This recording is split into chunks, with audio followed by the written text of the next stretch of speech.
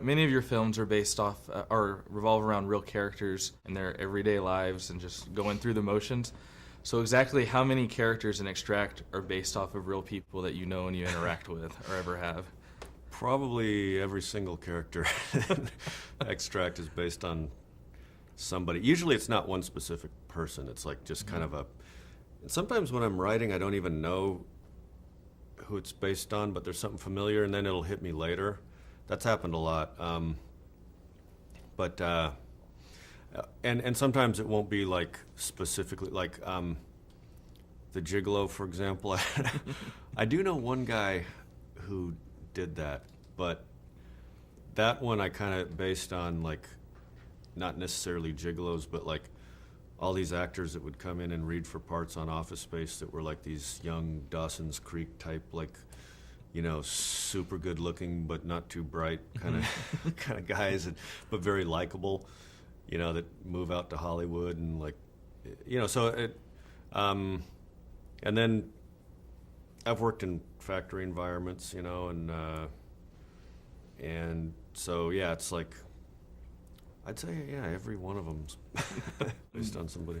The cast that you've got and you compiled for this film is extraordinary. Yeah, really. It's amazing. You can't really see a bunch. character without recognizing anybody that's in it. How important was that to the overall process, and what about their chemistry? Well, yeah, I mean, obviously, like, casting to me is like, I don't know, 80% of it. Like,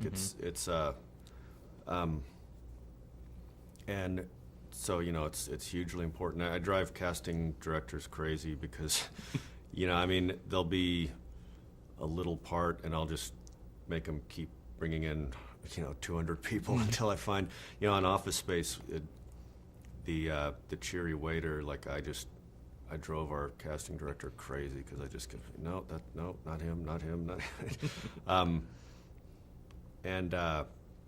Yeah, on this one, it's the same thing. You know, it takes a lot of work to, you know, you got to go through a lot of people to find the right person, because someone can be a really great actor, but they just don't inhabit the character quite right. And then also, yeah, the chemistry is part of it. I mean, we and I feel like we got that right. I thought they all did great together. Jason and Kristen were the ones I wanted to hit upon. Their yeah. well, their whole relationship's really, really funny, Yeah. and a lot of their dialogue conversation seems very impulsive and just kind of at the moment. So, how much of their scenes were actually improv? Actually, a lot of that was pretty close to script. There was, I'd say, I'm trying to think, the most improv. Well, see, that's the thing. Like, I feel like if you do a really good job writing something, it's going to sound like it's improv, because it's going to not sound written. It's going to sound spontaneously, like people spontaneously talking.